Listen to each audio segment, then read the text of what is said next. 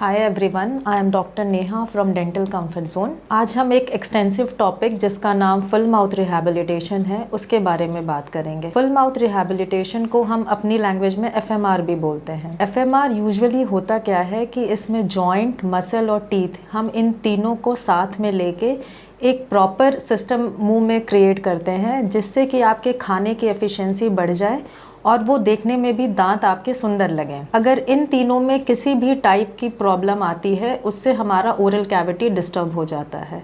Specifically अगर हम joint की बात करें तो बचपन में अगर चोट लग गई हो जिसकी वजह से हमारा जॉ टिल्ट हो जाता है तो हमारे दांत भी टेढ़े हो जाते हैं, जिसकी वजह से हमारे दांत प्रॉपरली आपस में बाइट नहीं कर पाते और उसमें अननेसेसरी का फोर्सेस लगता है, जिसकी वजह से जो पेशेंट्स को हम लोग सिम्टम के रूप में देखते हैं कि दांत घिसने लगे, समटाइम एक्सेसिव फोर्स की वजह से दांत हिलने लगते हैं।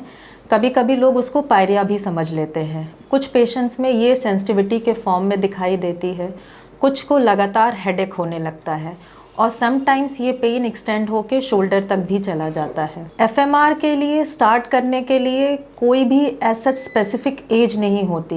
एफएमआर को हम लोग कहीं पे भी किसी भी टाइम में स्टार्ट कर सकते हैं। एफएमआर में जो 3 प्रोसेस होते हैं ये सिर्फ हम लोग क्राउन या ब्रिज नहीं करते। फुल माउथ में पहले इनमें 3 चीज़ में हम इसको डिवाइड करते हैं। फर्स्ट जो होता है, अगर हम लोग देखते हैं इनिशियल स्टेज में कि अगर हम उसको ठीक करके ऑर्थो से ठीक कर सकते हैं।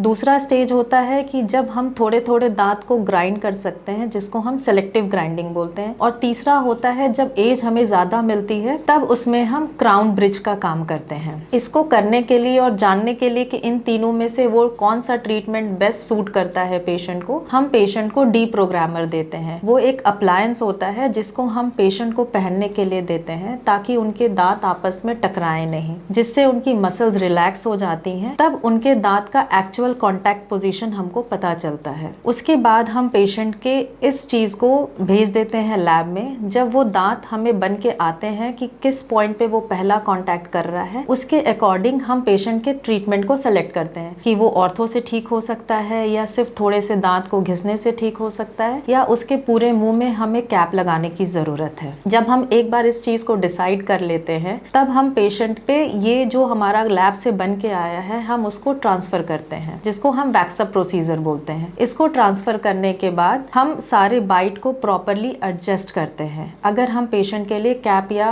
ब्रिज का आगे का ट्रीटमेंट प्लान कर रहे हैं। इसमें क्या होता है कि हम सेक्शन वाइज दांतों पे टेम्पररी क्राउन पहनाते हैं और फिर पेशेंट को 20 दिन के लिए छोड़ देते हैं ताकि पेशेंट अपने नए बाइट के साथ 20 दिन तक एडजस्ट करे। जब वो 20 दिन में पूरा एडजस्टमेंट प्रॉपर हो जाता है तब हम इसको फाइनल क्राउन में शिफ्ट करते हैं। शिफ्टिंग में हम एक साथ भी कर सकते हैं या फिर पहले आगे और फिर पीछे के प्रोसेस के साथ करते हैं। फुल माउथ रिहैबिलिटेशन में 2 से 3 महीने लगते हैं कंप्लीट प्रोसेस को होने में। अगर कुछ पेशेंट्स को बहुत सीवियर मसल्स इशू है या जॉइंट इशू है तो उनको हम बीच में एक प्रकार का स्प्लिंट होता है वो भी दिया जाता है इन बिटवीन द ट्रीटमेंट, ताकि उनकी मसल्स और जॉइंट दोनों एक पोजीशन में स्टेबलाइज हो जाए। हम लोग एफएमआर की कॉस्टिंग की बात करें तो हम लोग एफएमआर को 3 पार्ट्स में डिवाइड करते हैं, ortho segment, prostho segment and selective grinding. Ortho करते हैं तो उसमें हम लोग 40-50,000 हम लोग ब्रेसेस का रखते हैं। अलाइनर्स के लिए हम लोग 1 से 1.5 लाख तक मान के चलते हैं। सेलेक्टिव ग्राइंडिंग आती है तो उसमें हम लोग बिटवीन 30-50,000 रखते हैं। इफ हम पूरे मुंह का प्रॉपर ट्रीटमेंट हम ब्रेसेस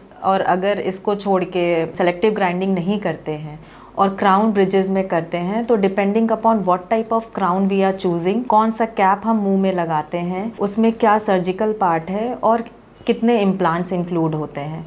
तो अगर इसका हम लोग बजट बना के चलते हैं तो इट कम्स बिटवीन 2 से 5 lakhs के बीच में। It includes implants. Number of implants बढ़ते जाते हैं तो कॉस्टिंग भी डिफरेंट होती जाती है, बट क्राउन्स के जो रेट होते हैं वो हम स्टेगनेंट रख के चलते हैं कि जो लगाया जा रहा है। अगर पेशेंट को किसी भी टाइप के ऐसे सिम्टम्स माउथ में मिलते हैं तो kindly visit dental comfort zone for needful, and for more information and for need kindly call on this number.